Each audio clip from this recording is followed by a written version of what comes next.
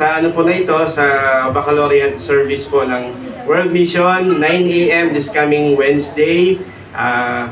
Punta po kayo, meron din po tayong inanda po na lunch po para po sa mga pupunta. Kaya salamat po sa Panginoon. And today po, we are excited kasi po meron po tayong panibagong series. Ang series po natin is Our God, My God. No? Our God, My God. Knowing the God of the Patriarchs. Now, itong series po na ito ay mahalaga kasi para po sa akin, ang isa sa mga, sabi nga po ni A.W. Tozer, kung kilala niyo po si A.W. Tozer, sabi niya, ano daw po ang pumasok sa iyong isipan? Unang papasok sa iyong isipan patungkol sa Diyos ay yun ang pinaka-importante sa buhay mo. Okay? Ano yung pumasok sa isipan mo patungkol sa Diyos? Yun ang pinaka-importante sa buhay mo. Kaya, yung knowing God, it's very important. This is part of the series po ng Knowing God. Every year po, magdi-discuss po ako about God's character every June. And maganda, mahalaga, na kilala natin ang Diyos. Kasi kung kilala natin ang Diyos, it will impact our hearts and then it will impact din po ang ating behavior. Kung ano yung pagkakilala natin sa Diyos, ganoon din po paano tayo mamumuhay sa ating buhay. Kaya importante po yung knowing God. What comes out from your mind about God is the most important sa inyong pong buhay. And this series po will discuss the patriarchs. Pag sinabi po natin patriarchs po, yung ating forefathers in faith. Ito po ay pag-aaral patungkol po sa buhay ng mga ama ng ating pananampalataya. Abraham, Isaac, Jacob, at kasama na rin po si Joseph. Now, noong 18th century po to 17th century, 18th century po, after the Reformation, nauso po yung nag-dominate po yung philosophical idea. Kumbaga, during that time po, ay nag-usbong yung mga philosopher, no? And sa kanilang pag-aaral po, lumabas sa kanilang pag-aaral, yung nakapag-create sila ng idea, philosophy, na tinatawag na deism. Yung deism po, believe in the existence of supreme being, specifically of a creator who does not intervene in the universe. Ang paniniwala ng deism po ay merong isang creator, merong isang supreme being, no, na naglikha ng lahat ng bagay, pero after niyang likhain ang lahat ng bagay, wala na siyang pakialam doon. Bahala na kayo. Hindi nag-hands off na ang creator, ang supreme being na ito.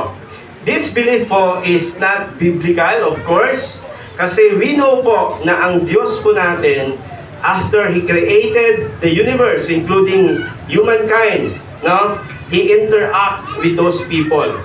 Ang Diyos po natin ay sa supreme being, pero siya po ay Diyos ng personal. He is a personal God.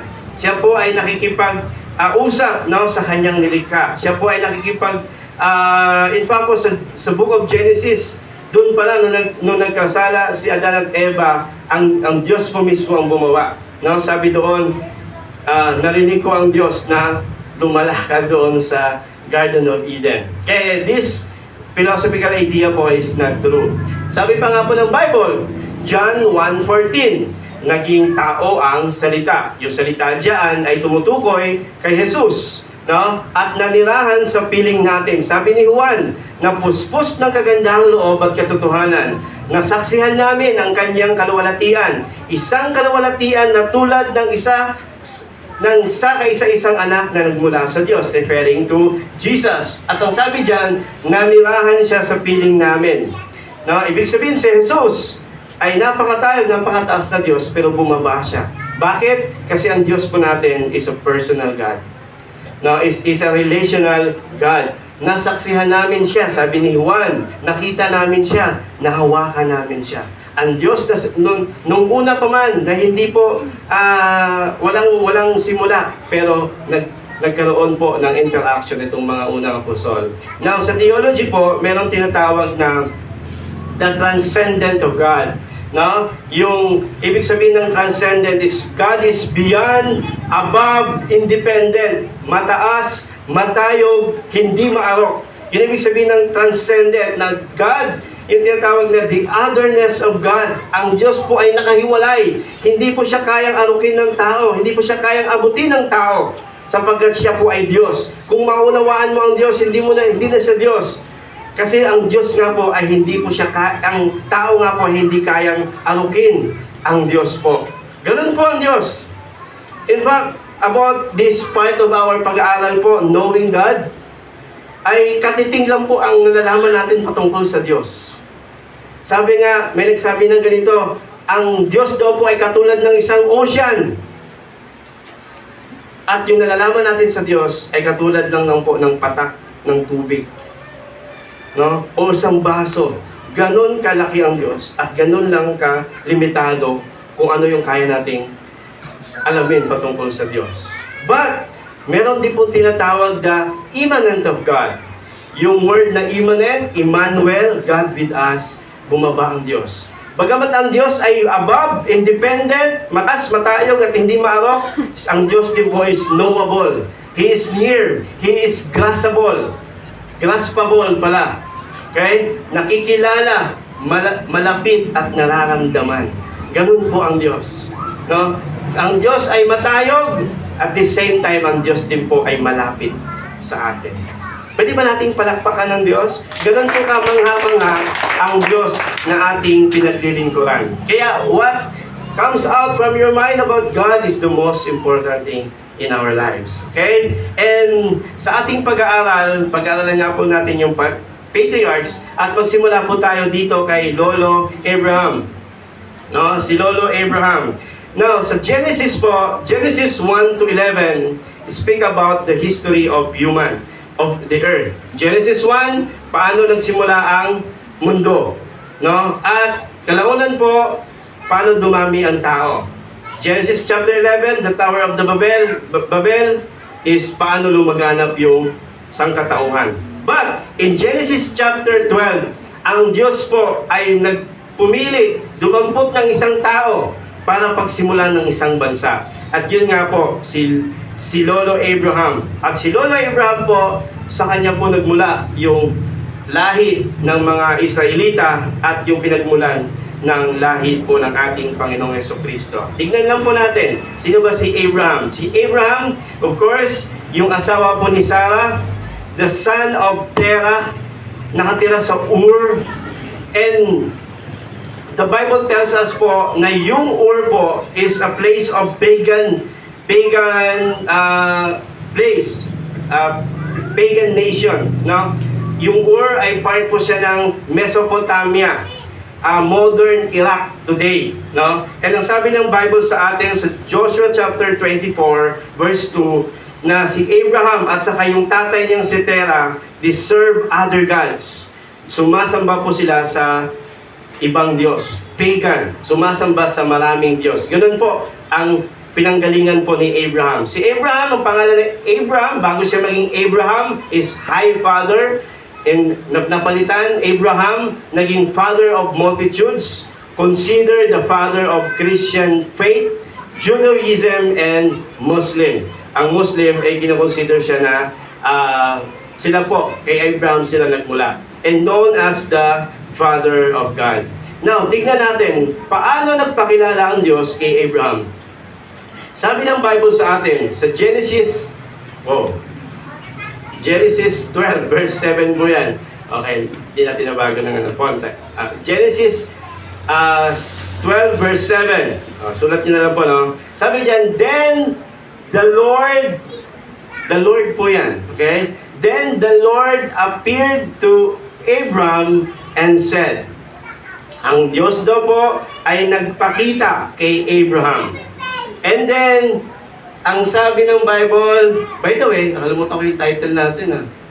Okay?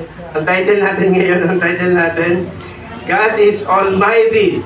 Trust Him, all in. Yung title natin, no? Banggitin niyo po natin, 1, 2, 3, go. God is Almighty. Trust Him, all in. Paano daw tayo magtitiwala sa Panginoon? all in. Hindi 50-50, kundi all in. Buo. No? Magtiwala tayo sa Kanya ng buo. Now, tingnan natin. Paano nagpakilala si Lord kay Abraham? Then the Lord appeared to Abraham and said, no? Sa verse 12 po yan. And then sa chapter 17, verse 1, ang sabi dyan, when Abraham was 99 years old, the Lord appeared to him and said, I am El Shaddai, God Almighty. Yun po ibig sabihin ng Almighty, God Almighty, El Shaddai. El means God. Shaddai means power. No, means authority, power. Yun po ibig sabihin. Now, pag sinabi po ng Bible na the Lord appeared, na makita ang Diyos, hindi po to symbolical or allegorical. Basta gano'n, wala pala akong okay? Hindi po yan symbolism, no? Literal po yan.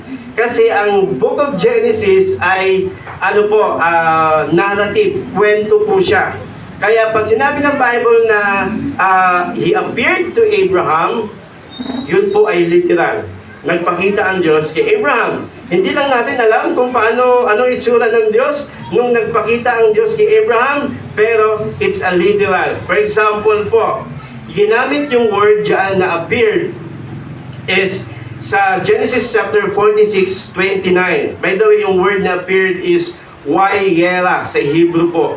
Sabi ng Bible sa Genesis 46:29, Joseph appeared to Jacob his father. Ginapat the same word. Nagpakita daw po si Joseph sa kanyang tatay na si Jacob. The same word po. Ibig sabihin, literal na nagpahayag ang Diyos. Nagpakita talaga ang Diyos. Hindi natin alam. Pero kay Moses, makakita tayo ng hint na ang Diyos nagpakita kay Moses through burning bush.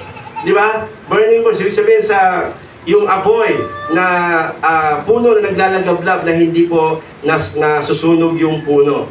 Ibig sabihin, God is impersonal. God is true. God can manifest sa buhay po ng bawat isa sa atin. Sabi ni Apostle Paul sa Acts chapter 9, sabi ni Paul, He appeared to me. Nagpakita din ng Diyos sa akin. Now, of course, sa atin ngayon, ay posible ba magpakita si Lord sa atin? Posible, no? Pero baka pagpikit ko, nasa langit ka na, no? Ibig sabihin, posible. Actually, alam niyo po, sa mga yung mga closed country, mga Muslim country, marami pong story ng mga Muslim na convert to Christianity dahil nagpakita ang Diyos sa kanila. Wala naman silang Bible, wala naman silang pero nagpahayag ang Diyos sa kanila. We cannot limit God kung pwede siyang magpahayag sa atin o magpakita sa atin. We cannot limit God. Pero, siyempre, ang guidance natin ngayon sa pagpapakilala ng Diyos sa atin, it's through His Word. No? Kaya, di ba nung nakaraan, ewan ko nakita niyo sa Facebook, merong baby tapos may kamay, o kamay daw ng Diyos yun. Yung mga ganun, hindi natin masyadong yan, kasi wala naman sa Bible po yan. Di ba? Pero, ang sinasabi lang po natin, ang Diyos po ay nagpapakilala. Kaya yung word po na El Shaddai means all power, supreme in power, authority. 57 times po siya binanggit sa Bible. 48 times sa Old Testament, 9 times sa New Testament. 9 times sa New Testament, tapos 8 times in the book of Revelation. Ibig sabihin, God is all-powerful, ay pinahayag niya po sa buong Bible. But, alam niyo po, ito akin natin tandaan, when we say God is Almighty, hindi lang yung si Lord, lahat kaya niyang gawin para sa atin. Di ba? Ay, malaki ang Diyos, ay, makapangyarihan ang Diyos, kaya niyang gawin. Mga prayer ko, hindi lang ganun yon. No? Pag sinabi natin God is Almighty, is ibig sabihin po, handa ba tayong sumunod sa Diyos? Diba? Sa Panginoon, dahil siya ang may mas higit na otoridad sa buhay po natin. Yun yung pinaka-importante. Sometimes, when we speak about God is Almighty, parang isip natin, ay, wala imposible sa Diyos. Kaya niyang sagutin yung aking prayer. Of course, totoo po yun, wala imposible sa Diyos. But ang pinapakita ng Diyos na God is Almighty, God is all-powerful, at He deserves our ultimate obedience po sa Kanya. No? Ano yung plano niya, susundin natin. Ano yung kalooban niya, yun yung gagawin natin. Yung ibig sabihin ng God is Almighty. Hindi lang yung sabihin natin, pinag-pray ka, Lord, I know that you are God Almighty. I know that you are powerful. Nothing is impossible to you. Totoo po yun. Pero within our heart, dapat malaman natin, ma-establish po sa buhay natin, na si Lord makapangyarihan at nasa Kanya lahat ng authority.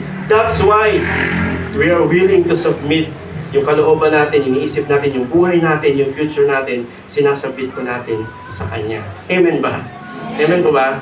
Kaya, yun po lang, God is Almighty. Now, Genesis chapter 12 po, tinawag ng Diyos si Abraham, 75 years old. Tapos in Genesis chapter 17, nagpahayag ulit ang Diyos, nagpakita ulit ang Diyos kay Abraham.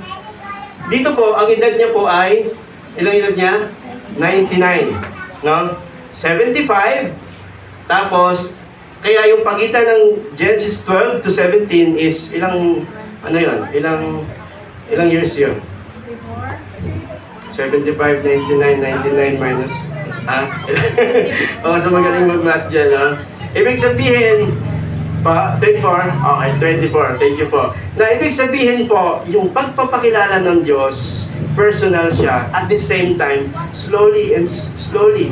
No? Hindi, minsan, ang Diyos ay nagpapakilala sa atin, hindi biglaan, kundi pa konti-konti. Kaya nga po si Abraham, ang buhay ni Abraham from Genesis chapter 12 hanggang Genesis chapter, hanggang anong chapter?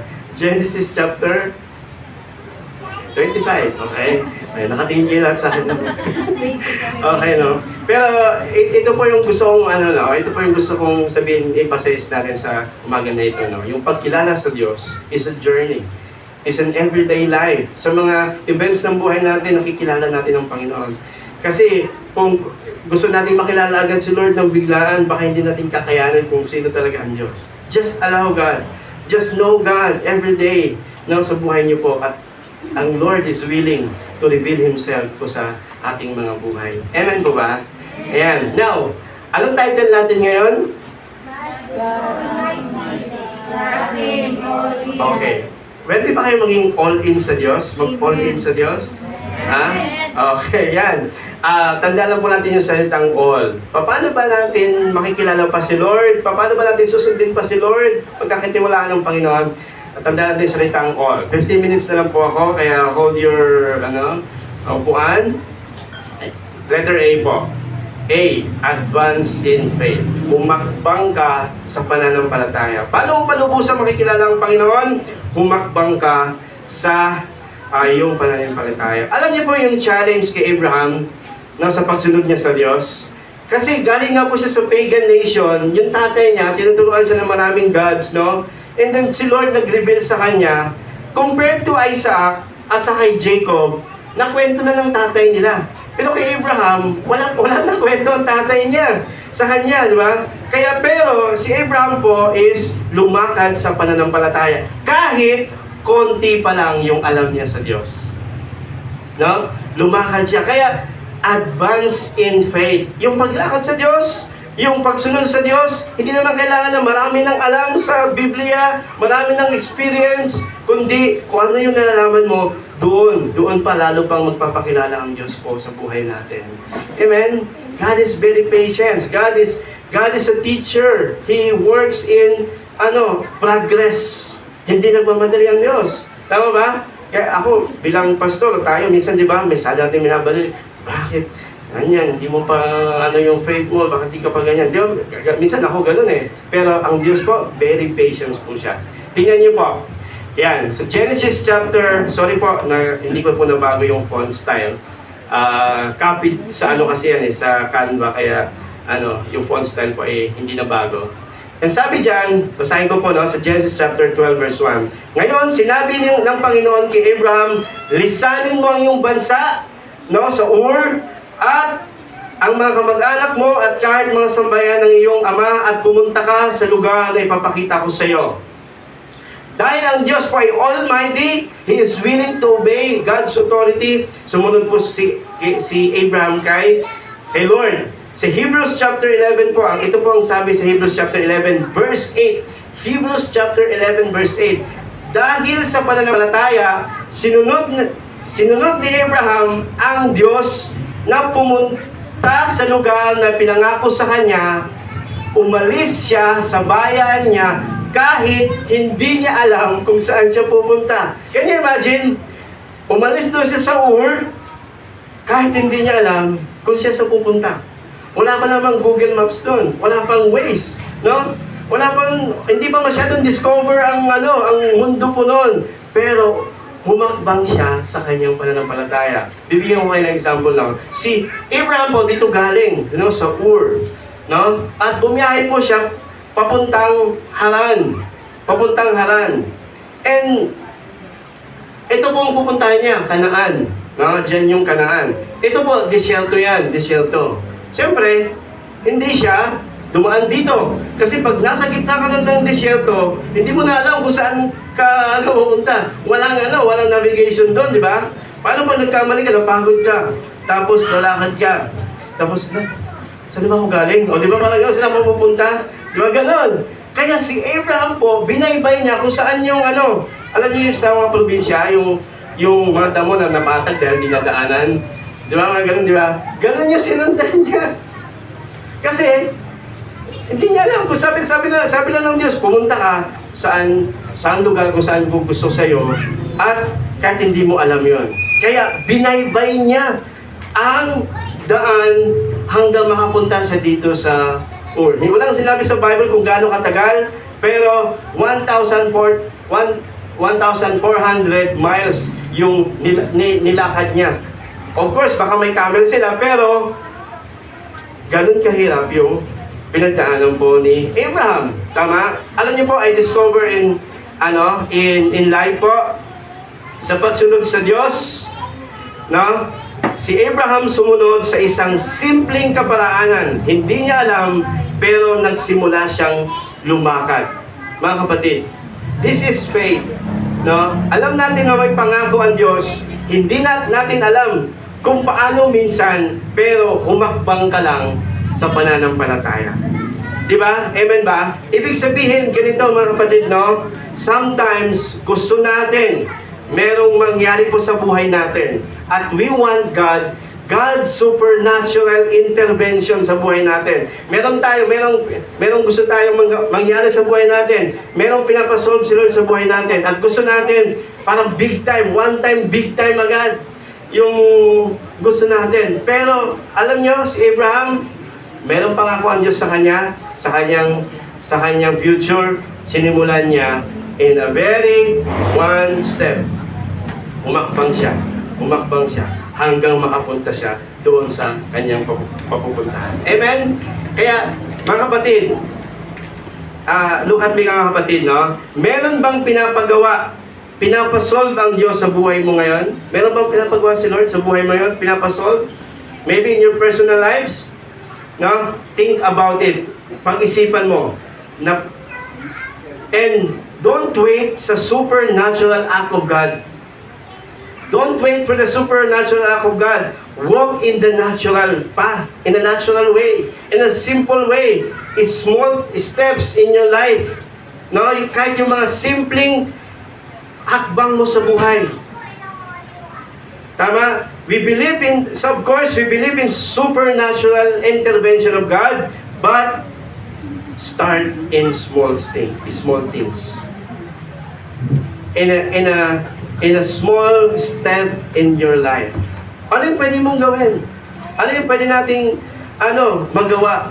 No? Don't wait for supernatural. Walk in the natural. Diba? In a natural way. Ganun din po kumilos ang Panginoon. Amen? Pwede ba nating palakpakan si Lord? Ano natin gawin? Advance in faith. Step forward, no? Lumakad ka sa Panginoon. Pangalawa po is learn from your mistakes. Ito po yung pwede natin matutunan sa life ni Abraham. Matuto sa pagkakamali. We have a God who is almighty, but it does not mean po yung journey natin magiging perfect na po. No? Dalawang pagkakamali ni Abraham kasi dito sa kanyang story, no. Number one, nung nagkaroon ng famine sa Genesis chapter 12 verse 7. Sabi diyan, ngayon nagkaroon ng matinding tagutom sa Kanaan. Kaya pumunta si Abraham sa Ehipto para noon muna manirahan. Nang paparating na sila sa Ehipto, sinabi ni Abraham sa kanyang asawa, Sarai, maganda kang babae. Kapag nakita ka ng mga Ehipsyo, sasabihin nila na asawa kita. Kaya papatayin nila ako para makuha kanila. Mabuti siguro sabihin mo sa kanila na magkapatid tayo, para hindi nila ako patayin, para maging mabuti ang pakikitungo nila sa akin. Ayun yung instruction ni Abraham kay Sarah, no? Kasi maganda ka, baka pag-interasan ka, kaya sabihin mo magkapatid tayo. Simple lang. Pero si Abraham pinangakuan na ng Panginoon na pagpapalain siya ng Diyos, and then because of Abraham's weakness, nagkamali din siya, and ano nangyari? No, nagsinungaling siya. Kaya mga kapatid, no, pag mahirap na, minsan sa iba tayo kumakapit, tama? At kapag kumakapit tayo sa ibang bagay, tandaan niyo kung mabuti ito. Pag hindi tayo kumapit sa Diyos, yung pagkapit natin sa maling bagay, susundan ulit yun ng panibagong pagkakamali. No? Tingnan nyo, sabi ni Abraham, magkano tayo? Ito'y palabasin natin. Hindi siya nagtiwala sa Diyos, and then ang sunod, nagsinungaling siya. Pero, alam natin na ang Diyos ay nakatingin sa kanila. God protected them, no? God protect them. Sabi dyan sa Genesis 12 verse 11 to 13, pero binigyan ng Panginoon ng kakilakilabot na karamdaman ng Paraon at ng mga tauhan niya sa palasyo dahil kay Sarah. God protected Abraham and Sarah. Di ba? Ibig sabihin, God can intervene. Sumaklolo ang Diyos sa sitwasyon po ni Abraham. Amen ba? Kaya, Abraham's faith is not perfect. Abraham's faith is a example kung paano din tayo lumakad sa Diyos. Pero pag nagkamali tayo, is matuto tayo sa ating pagkakamali. Amen? Ano pang pangalawang pagkakamali? Anong nangyari? Sa Genesis chapter 16, sabi ni Sarah, love, mahal, paano ba yan? Wala pa tayong anak. Ilang taon na? Pwede bang nakita mo yung maganda naman yung alipin ko, di ba? Sa'yo na lang. Di ba? Ano nangyari, di ba? And then, ano nangyari? So, sa Genesis chapter 16, sabi diyan, umayag si Abraham sa sinabi ng kanyang asawa. Aba, okay ito Sabi ni Abraham, siguro, no? Okay? And maraming scholars na nagsasabi, Egyptian yung katulong magaganda. No? Kasi this time, mayaman sila Abraham sa si Sarah. And then, ang sabi ng Bible, kaya binigay ni Sarah si Hagar kay Abraham para maging asawa. Nangyari ito matapos manirahan ni Abraham sa Kanaan ng 10 taon at nagbuntis nga si Hagar. Anong matutunan natin dito mga kapatid? No? Na dalawang mistake ni Abraham. Nagsinungaling siya. Bakit siya nagsinungaling? Kasi hindi siya nagtiwala sa Diyos. Nag-doubt siya. And at the same time, nainip siya. Di ba? Alam niyo po, para bang it's normal, no? Parang sa atin, ganun din po yung ating minsan struggle. Una, pag nag-doubt ka sa Diyos, minsan sa iba ka lumalapit instead sa Diyos. Tama? Tapos pag nainip tayo, anong ginagawa mo? Dumidiskarte tayo ng ating sarili. That's the natural way ng ating self. Pero sa umaga nito, God is reminding us, no, na God is Almighty. God is Almighty. God is all-powerful. No? But God is gracious. Tingnan niyo po mabuti, sabi ng Romans chapter 4 verse, ano bang verse yan? Hindi ko na mabasa. Ayan, sabi dyan, mag-iisang daang taon gulang na siya noon. Alam niyang matanda na siya at mahina ng katawan. Alam din niyang si Sarah ay baog at hindi maaring magkaanak. Ganun pa man, hindi nang hina ang pananampalataya. Hindi siya nag-alinlangan sa pangako ng Diyos, kundi lalo pang tumibay ang kanyang pananampalataya. Pinapapurihan niya ang Diyos. Listen to this, mga kapatid. Remember this, no? Bakit sinabi ng Bible na hindi nang hina yung kanyang pananampalataya? Nagkamali nga siya. Diba? And lahat tayo sa faith natin, pwede tayong magkamali. Pero alam niyo po, merong Diyos na nagpapalakas sa atin. Tama? Na kahit pag nagkamali tayo in our weaknesses, pero nandyan pa rin ang Diyos para tutulong sa atin. Tandaan niyo ito, mga kapatid, mabuti na. Mapupulfill yung plano ng Diyos, hindi dahil sa ating kalakasan, kundi dahil sa kanyang katapatan, sa kapangyarihan po ng ating Panginoon. Amen? And if we learn from our mistakes, kung matututo tayo sa ating pagkakamali na yon, mas lalo nating makikilala ang ating sarili na mahina tayo at kailangan natin ng Diyos. Mas lalo pang titibay yung ating faith sa Diyos pag natuto tayo sa ating pagkakamali. That's why, sinabi ng Bible, hindi nang hina ang kanyang pananampalataya. Hindi ibig sabihin na hindi siya nagkamali, pero pinalakas siya ng Panginoon. Bakit? Saan siya nakakapit? Sa pangako po ng ating Panginoon. Amen? Hindi ibig sabihin, sasadyain mo, ay, okay pala pag nagkamali ka. Hindi sabihin na, ay, sasadyain ko na lang magkamali para na lang matutunan. Hindi. Kasi merong consequences ang lahat ng ating pagkakamali. No? But if you made mistakes, learn from it. No? Grow from it. Sapagkat ang katuparan ng pangako ng Diyos ay hindi nakasalalay sa buhay natin, kundi sa kanyang mga pangako. Amen? God is almighty. God is sovereign. God is in control. Praise God. Palakpakan na natin si Lord. Paano tayo maging all in? A, advance in faith. L, learn from our mistakes. And letter L ulit. Okay? Huwag kang magalala. All lang ito, all. Wala na yung in, ha? Okay, all. Live for God's glory. Live for God's glory. Alam niyo po si Abraham is a man of worship. During his time po, 4 na altar yung kanyang tinayo. No? Ayan na. Ano na nangyari sa akin? Okay. Sorry po. Okay.